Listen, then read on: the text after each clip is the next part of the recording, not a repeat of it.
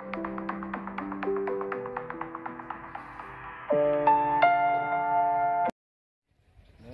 म सुरेन्द्र खेल। आज हामी हाम्रो नयाँ श्रृङ्खला लिएर उपस्थित भइसकेका छौँ।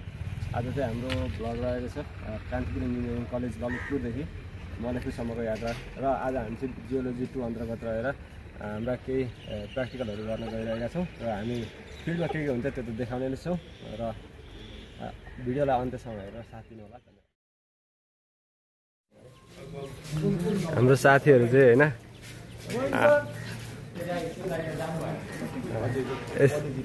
फिल्डमा के एसेसरिजहरू लाने हो त्यो कुरामा डिस्कस गर्नुहुँदैछ। ह्यामर, फिल्ड बुक होइन, हार्ड कभर डायरी लगायत अन्य कुराहरू। हामी यतिजना चाहिँ यहाँ भेला भइसकेका छौँ। अन्त बिस्तारै साथीहरू आउनुहुँदैछ। हाम्रो कलेज सराउन्डिङमा मर्निङमा चाहिँ यस्तो देखिँदैछ है त।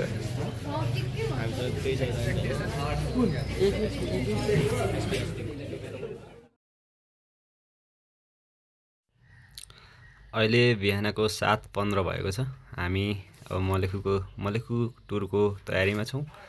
यहाँ ब्यानर स्यानर टाँस्ने काम भइरहेको छ। आज हामी करिब 40 जना विद्यार्थी र केही इन्स्ट्रक्टर सरहरू पनि हुनुहुन्छ। साथीहरू सबैजना बसभित्र पसिसक्नु भएको छ र आज चाहिँ हामीसँग 2वटा बसहरू हुनेछन्।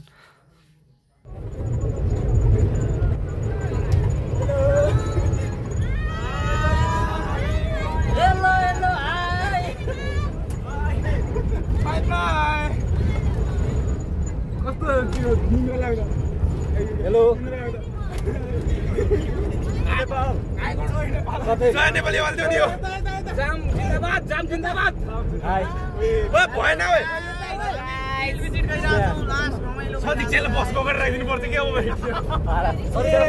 राखिदिनु पर्छ जाम गराउनको लागि सदीक्षाले बसको गरेर राखिदिनु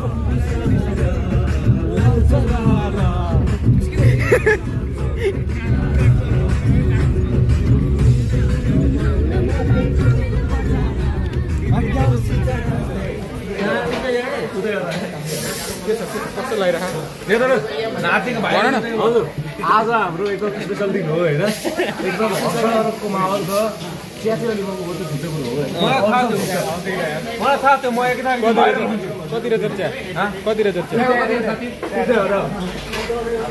आशिका तामाङ। हामीले चाहिँ अहिले ग्रिन गार्डन होटलमा चिया नास्ता गरिसक्यौँ र पुनः बसमा बसिसकेका छौँ। केही साथीहरू बाहिरै हुनुहुन्छ। बस चढेर मलेखुतिरको यात्रामा अगाडि बढ्नेछौँ। अब हामी चाहिँ ग्रिन गार्डन होटलबाट मलेखुसम्मको यात्रा।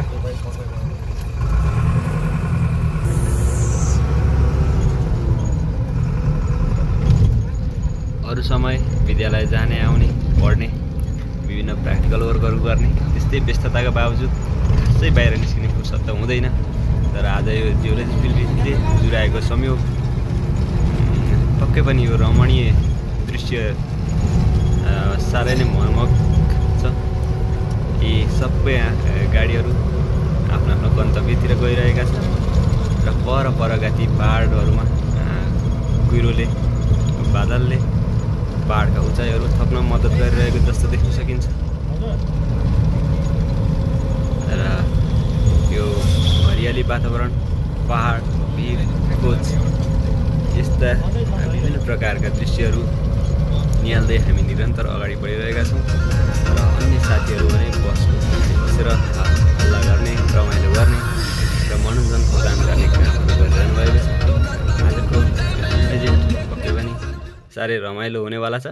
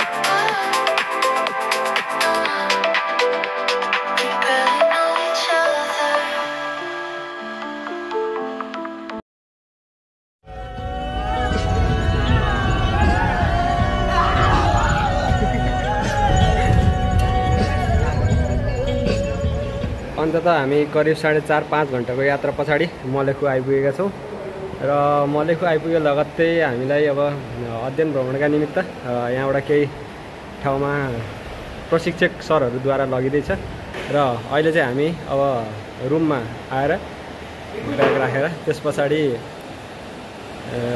फिल्डतिर जानेछौँ र हामी चाहिँ रुम नम्बर 302 र रुम नम्बर 301 मा हाम्रो केटाहरू चाहिँ छन् र अरू रुमहरू त्यस्तै हो। अनि हाम्रो केटाहरूको सिट होइन यो बेड करिब 4-5 घन्टाको यात्राको थकान पछाडि 5-10 मिनटको विश्राम पछाडि यो चाहिँ हाम्रो ब्रुन्टन कम्पास हो। प्रायः जियोलोजिस्टहरूले चलाउने गर्छन् र यसबाट चाहिँ आज हामी स्ट्राइक डिप र स्ट्राइक डिरेक्सन र डिप अमाउन्ट नाप्न गइरहेका छौँ। यसलाई चाहिँ क्यामेरा अलिक क्लोजमा ल्याइदिन्छ। यसबाट हामी अब डिप डिरेक्सन नाप्न गइरहेको छौँ। डिप स्ट्राइक डिरेक्सन भन्नाले चाहिँ के हो त भन्दाखेरि कुनै पनि रक यता देखाउँछु कि यो जस्तै मानव रक भयो भने यो रकको जुन स्लोप छ यसमा एउटा इमेजिनरी होरिजोन्टल प्लेन बनायो भने चाहिँ त्यसलाई चाहिँ स्ट्राइक भनिन्छ र स्ट्राइक यो प्लेनको लागि स्ट्राइक डिरेक्सन भनेको चाहिँ यो भयो यता सिधा भयो। अनि डिप डिरेक्सन भनेको चाहिँ कुनै पनि अब यो रकको बेडमा यहाँबाट पानी खसायो भने कतातिर खस्छ त भन्दा यतातिर खस्छ नि त, त्यही भएर यो चाहिँ डिप डिरेक्सन भयो। यो बेड स्लोपको लागि यो डिप डिरेक्सन भयो भने डिप स्ट्राइक डिरेक्सन चाहिँ यतातिर आउँछ है त। ल अब हामी मुख्य कुरा स्ट्राइक कसरी मेजरमेन्ट गर्ने भन्दाखेरि यो कम्पासलाई यसरी लिने, त्यस पछाडि यसलाई होरिजोन्टली हुने गरी यसको लेन्थ वाइज यहाँ यसरी टच गराउने र यहाँ रहेको यो सर्कुलर बबललाई चाहिँ सेन्टरिङ गर्नुपर्ने है त। हेर है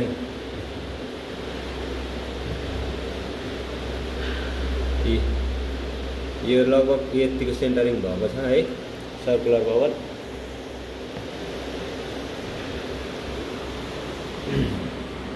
देख्न सक्नुहुन्छ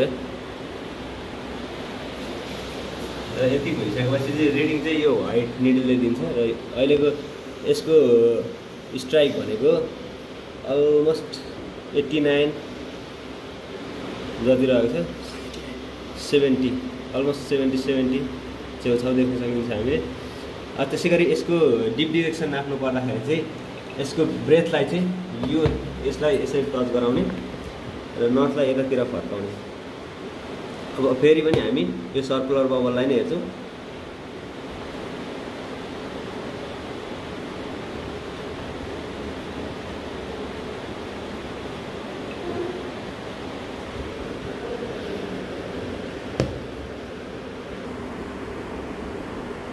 यो चाहिँ हाम्रो यो सेन्टरिङ भएको छ अहिले है, सेन्टरिङ यहाँ भयो देख्न सक्नुहुन्छ। यो सर्कुलर बबल सेन्टरिङ भइसकेपछि चाहिँ व्हाइट निडल फेरि रिडिङ गर्ने हो हामीले। व्हाइट निडलले कति देखाएको छ भन्दाखेरि 300 यो कति 320 है 54 354 अराउन्ड देखेर है 354 अराउन्ड। यो रिडिङ गर्दाखेरि चाहिँ यो बबल चाहिँ एकदम सेन्टरमा हुनुपर्छ, ख्याल गर्नु होला। यति दुईवटा कुरा भइसकेपछि अब यसको डिप अमाउन्ट चाहिँ कसरी मेजर गर्ने भन्दाखेरि कम्पासलाई यो स्लोपसँग यसरी प्लेस गर्नु, त्यस पछाडि यो पछाडिको नब यहाँनिर हुन्छ, कम्पासको नब पछाडि हुन्छ। यो नबलाई चाहिँ तपाईँले चलाउनु पर्ने हुन्छ र यतापट्टि देखाउनु त यो यहाँ दुईवटा बबल छ, एउटा सिलिन्ड्रिकल छ एउटा सर्कुलर छ, दुवैलाई चाहिँ तपाईँले सेन्टरिङ गर्नुपर्ने हुन्छ। यहाँ सिलिन्ड्रिकल बबल सेन्टरमा आएको अलमोस्ट सेन्टरिङ नै हो यतिको। रिडिङ भनेको चाहिँ यसमा अब यसलाई एकचोटि सेन्टरमा लगाइसकेपछि यसलाई झिकेर पनि हेर्नु मिल्छ। 360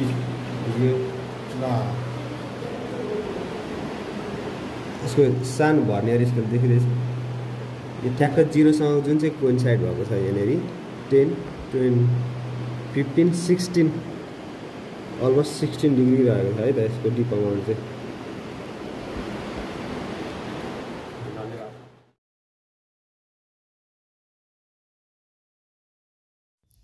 डे 1 को फिल्ड सकिएसँगै यो चाहिँ हाम्रो साथीहरुको बेलुकी बखरको रमाइलो। Hello day second, good morning all of you. गर्नुहुँदैछ के छ अब साइडतिर जाने हो हामी?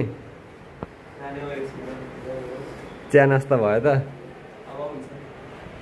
ठिक छ। अनि अरू के छ? हेल्थ ठिक छ? ल भरे जाँदा रमाइलो गर्नुपर्छ है त।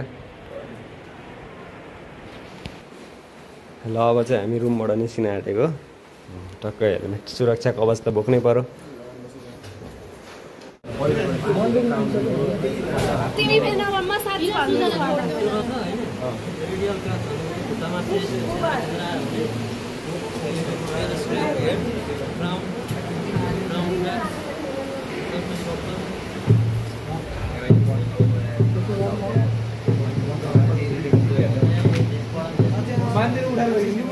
हेलो सबैजना, हामी चाहिँ एकदम सुरुङभित्र छौँ होइन? सुरुङभित्रको चाहिँ अवस्था यस्तो रहेको छ।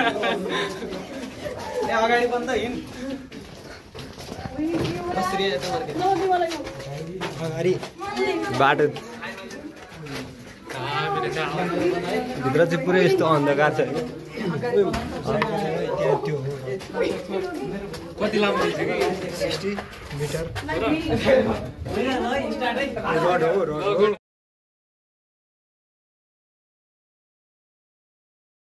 यहाँ चाहिँ हाम्रो रकको आरएमआर क्लासिफिकेसनको लागि स्ट्राइक, डिप अमाउन्ट र डिप डिरेक्सन यतिखेर हामी चाहिँ फर्स्ट डेको काम सकाएर चाहिँ बसमा चढ्ने तयारीमा छौँ। केटा उयो हाई हेलो केही छैन। र अब हाम्रो भ्लगर श्री सुरेन्द्र फुयालज्यू यहाँ हुनुहुन्छ र हामी बसमा चढ्दैछौँ। यो हाम्रो गाडी हो, सिजावट बस।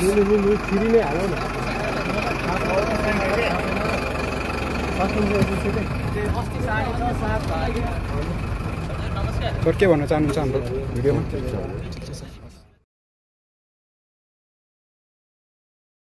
आजको हाम्रो फिल्ड सकिएसँगै हामी होटलतिर पुनः फिर्ता हुँदैछौँ। हामीलाई यो रमणीय दृश्यले उत्तिकै मनमोहक बनाएको छ। काठमाडौँ उपत्यकामा बस्ने विद्यार्थीहरूलाई यो देख्दा पक्कै पनि मन प्रफुल्लित त भएकै छ। यहाँ छोडेर जान त सायदै कसैलाई मन छैन होला। तथापि sir hello hello hello hello कस्तो भयो? कस्तो भयो प्याकुच? हिजो हारेको। ल ठिक छ। कस्तो भयो साथी? धेरै गाह्रो भयो। के छ ठिकै छ। ओ सियार ओए ओए के भयो? मलाई टाउको त ठोकिरहेछ। यो जान्छ है यो। By by. भाइ भाइको तयारी हो। भाइ भाइको तयारी कम्प्लिट भयो। ओइ हेलो हिरो, ओइ भाइ भाइको तयारी कम्प्लिट भयो। तर एउटै आउँदैन। ओइ बल्दैछ यो। तयारी कम्प्लिट भयो। भाइ भाइको प्रिपरेसन कम्प्लिट भयो।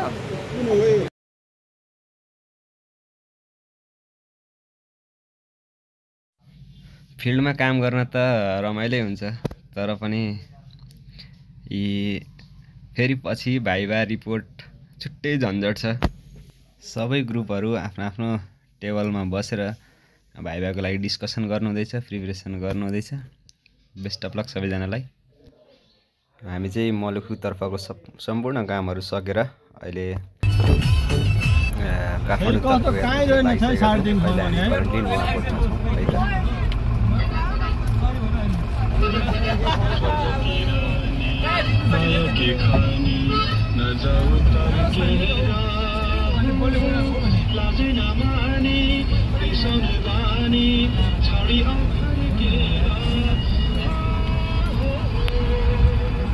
स्वर्ग की रानी माँ के खाने उतर के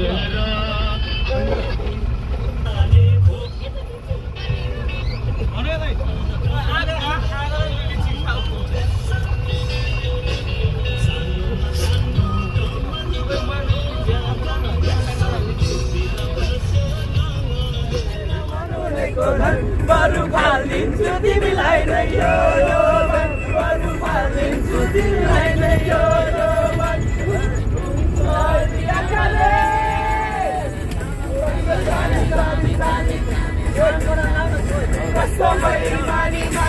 साँचो माइती छोड्दा हाँस्नु पर्यो र गाडी सिस्नु सरकारी जागिर खाएको सरकारी छुन्छ तिमीलाई मनै भर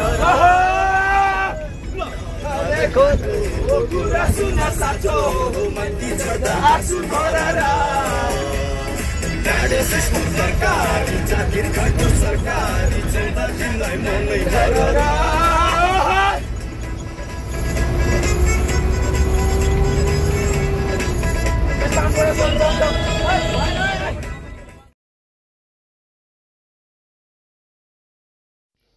हामी यत्तिकै रमाइलो गर्ने क्रममा कतिखेर काठमाडौँ आइपुग्यौँ त्यो पनि थाहा भएन। आजको हाम्रो यो फिल्ड भिजिट पक्कै पनि अविस्मरणीय बन्नेछ सबैजनाका निमित्त। काठमाडौँमा गाडीको चाप यस्तो देख्न सक्नुहुन्छ तपाईँहरू। हामीलाई यो जियोलोजी फिल्ड भिजिटले कुनै पनि नलेज त पक्कै पनि दियो। हामीले जुन रियल फिल्डमा गएर नलेज सिक्यौँ त्यसले पक्कै पनि राम्रो इम्प्याक्ट त छोड्यो। त्यसमाथि हामीलाई टिम बन्डिङ र टिमवर्कको पनि मजाले प्र्याक्टिस भयो जस्तो लाग्छ मलाई। साथीहरूसँग अझ बढी घुलमिल भयो, अझ मजाले काम गर्ने वातावरण सिर्जना भयो र हाम्रा प्रशिक्षक सरहरूले पनि हामीलाई फिल्डमा उत्तिकै खटेर प्र्याक्टिस गराउनु भयो, सिकाउनु भयो र जुन क्लासमा सिकाइएका कुराहरू छन् तिनीहरूलाई रियल फिल्डमा देख्दाखेरि आफैले गर्न पाउँदाखेरि झनै मजा आउँदो रहेछ र सिक्नलाई पनि सजिलो वातावरण बन्ने रहेछ। यो कुरा हामीले आजको यो जियोलोजी फिल्डबाट पक्कै पनि थाहा पायौँ भन्ने मलाई लाग्छ। अब चाहिँ मैले केही फिल्डमा खिचेका फोटोग्राफहरू यहाँ राखेको छु, हेरिदिनु होला र भिडियोलाई अन्तिमसम्म हेरिदिनु भएकोमा थ्याङ्क यू सो मच है त।